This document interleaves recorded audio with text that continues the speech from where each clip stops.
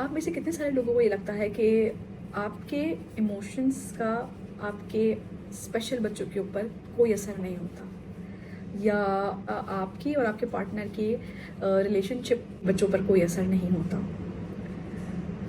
हम लोग कई दफ़ा ये सोच रहे होते हैं ना कि अच्छा ही डजंट अंडरस्टैंड, और ये तो अपनी दुनिया में ही रहते हैं तो इनको नहीं पता।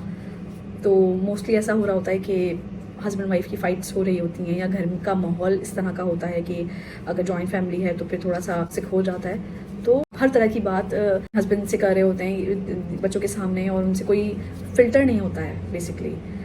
तो ये बात आज मैं इस वीडियो में बताना चाहूँगी, और मैं छोटी छोटी चीज़ें भी शेयर करना चाहूँगी। स्पेशली मैं उन लोगों को एड्रेस करना चाहूँगी, बेसिकली ये सवाल मुझसे किसी ने किया है, और मैं कोशिश करूँगी कि इस वीडियो के ज़रिए उनके कंसर्न को एड्रेस कर सकूँ। मोस्टली ये होता है कि हमारे इंडिया पाकिस्तान में जॉइंट फैमिली में लोग रहते हैं, तो होता ही है कि they don't have enough space, तो एक ही रूम होता है मोस्टली। तो अब जो भी घर का माहौल है, या हस्बैंड और वाइफ में इतनी अंडरस्टैंडिंग नहीं है, तो अब जो भी बात हो रही है वो उस बच्चे के सामने हो रही है। बज़ाहिर तौर पे वो बच्चा अपनी एक्टिविटी में लगा हुआ है या अपने आप में मसरूफ़ है, लेकिन इसका मतलब ये नहीं है कि उसके कान में कोई चीज़ नहीं जा रही। इसका मतलब ये नहीं है कि वो उस चीज़ को कहीं ना कहीं दिमाग के किसी कोने में उसको अंडरस्टैंड नहीं कर रहा, या उस चीज़ को वो बिल्कुल भी नहीं समझ रहा, या उसको उसके ऊपर उस चीज़ का कोई इम्पैक्ट नहीं आ रहा या नहीं आएगा। मैं आपको बता दूँगी, ये बच्चे सब कुछ सुनते हैं and they observe everything. Normal बच्चों से ज़्यादा ये लोग बारीकियों को ऑब्ज़र्व करते हैं। ये अभी आपको शायद वक्ती तौर पे आपको कोई रिएक्शन ना दें, लेकिन उस चीज़ का कहीं ना कहीं आगे चल के असर होगा, लाजमी होगा, और उसका हो सकता है कहीं ना कहीं मेल्ट डाउन भी आए आपके आगे।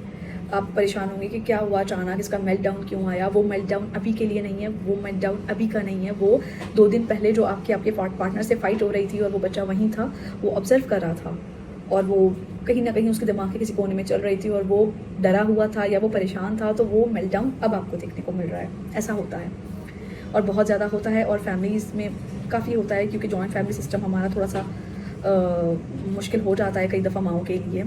तो कोशिश यही करें कि जैसे आप अपने नॉर्मल बच्चों के सामने अपने फैमिली के प्रॉब्लम्स डिस्कस नहीं करते, वैसे इन बच्चों के सामने भी आप अगर आपको बात करनी भी है तो कोशिश करें कि वो इस तरीके से की जाए कि उसमें कोई बच्चे के लिए कोई ऐसी चीज़ ना हो कि वो ऑब्ज़र्व करे। These kids are too observant, तो वो जो चीज़ है वो कहीं ना कहीं उनके दिमाग में जाएगी, और उसका कहीं ना कहीं मेल्टडाउन आपको देखने को मिलेगा। वो परेशान होंगे, वो स्केर्ड होंगे, क्योंकि बच्चा कर नहीं सकता, बच्चा उस सिचुएशन को समझ नहीं सकता, लेकिन कोई एंगर आ रहा है या कहीं से कोई प्रॉब्लम इस तरह की वो अपने घर में देख रहा है, तो वो कहीं ना कहीं तो उस चीज़ का इज़हार करेगा ना कि I am scared, just don't do that.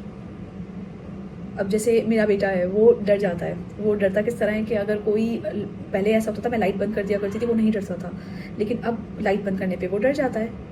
अब उसको हॉरर मूवी है या कोई ऐसा हॉरर कंटेंट है, अगर मेरा बड़ा बेटा देख रहा है तो वो डर जाता है, वो बहुत इजीली डर जाता है। या फिर अगर कोई बहुत ज़्यादा चीख चीख के ज़ोर ज़ोर से बात कर रहा है, या बहुत कोई ज़ोर ज़ोर से रो रहा है, तो उसको बिल्कुल नहीं पसंद होता, वो कानों पे हाथ रख लेता है, परेशान हो जाता है, और मतलब बहुत सैड हो जाता है। तो कोशिश यही करें कि बच्चों के सामने इस तरह की कोई डिस्कशन ना हो, और इस तरह का कोई बुरा एक्सपीरियंस उनको ना मिले। तो ये उनकी अपनी हेल्थ पर, उनकी मेंटल हेल्थ पर बहुत ज़्यादा बुरा इम्पैक्ट डालता है। इसी के साथ एक और चीज़ जो कि मुझे पता नहीं कि मुझे शेयर करनी चाहिए या नहीं, लेकिन क्योंकि मेरी बहन का कंसर्न यही था, तो उसके बारे में जो मैं प्रैक्टिस करती हूँ और जो मैं बताना चाहूँगी कि मेरा ताल्लुक़ मिडिल क्लास फैमिली से है, और हमारे यहाँ पर जॉइंट फैमिली सिस्टम बहुत ही कॉमन है।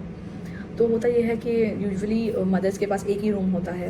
अब मोस्टली ऐसा होता है कि आपको अगर अपना ड्रेस चेंज करना है, कपड़े चेंज करने हैं, या आप शावर लेने जा रहे हैं, तो you have only one room to change. तो प्लीज़ ये हरगिज़ ना सोचें कि बच्चा ऑटिस्टिक है, बच्चा कुछ नहीं देख रहा, और उसके सामने आप बहुत सारे पेरेंट्स करते हैं कि कपड़े चेंज कर लिए, या यू नो। तो बराए करम मेरी ये रिक्वेस्ट है कि इस चीज़ को हरगिज़ भी, चाहे आपका बच्चा 3-4 साल का ही क्यों ना हो, इस चीज़ को प्रैक्टिस बनाएं। इस चीज़ को बिल्कुल भी लाइट ना लें कि बच्चा ऑटिस्टिक है, या बच्चा ADHD है, या बच्चा नहीं बात करता, या बच्चा जो है उसको कोई डिसऑर्डर है, तो हम इसके सामने कपड़े चेंज करने, doesn't matter. It matters and it matters a lot. उसके सामने फ़िल्टर आना ज़रूरी है। इस चीज़ से ही आप उसको ये इंडिकेशन देंगे कि बेटा आपको भी अपनी बॉडी के प्राइवेट पार्ट्स को हाइड करना है। आपको भी किसी पब्लिकली अपनी शर्ट नहीं उतारनी है, अपनी शॉर्ट्स नहीं उतारनी है, वॉशरूम से बाहर ऐसे ही नहीं आना, मम्मा का वेट करना है। ये छोटी छोटी चीज़ें ऐसी होती हैं, इनके थ्रू ही आप बच्चों को बता सकते हैं।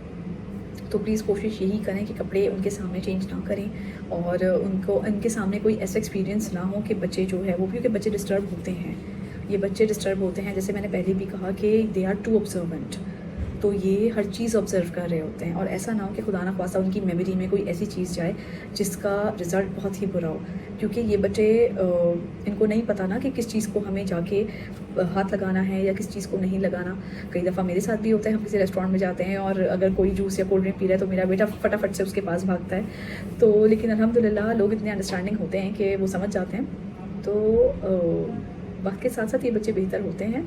इनको नहीं पता कि हमने कब क्या करना है, या एक फ़िल्टर का वर्ड इनको नहीं पता होता। तो प्लीज़ ये चीज़ मैं आप सबसे रिक्वेस्ट कर रही हूँ, मुझे जो जहाँ देख रहा है, ये एक चीज़ आप प्रैक्टिस बनाएं। और जब आपका बच्चा पॉटी ट्रेन हो रहा है तो कोशिश यही करें कि बच्चों के सामने कोई ऐसा एक्सपीरियंस ना हो जिससे वो फिर आगे चल के डिस्टर्ब हो या फिर आपके लिए वो चीज़ परेशानी का बास बने।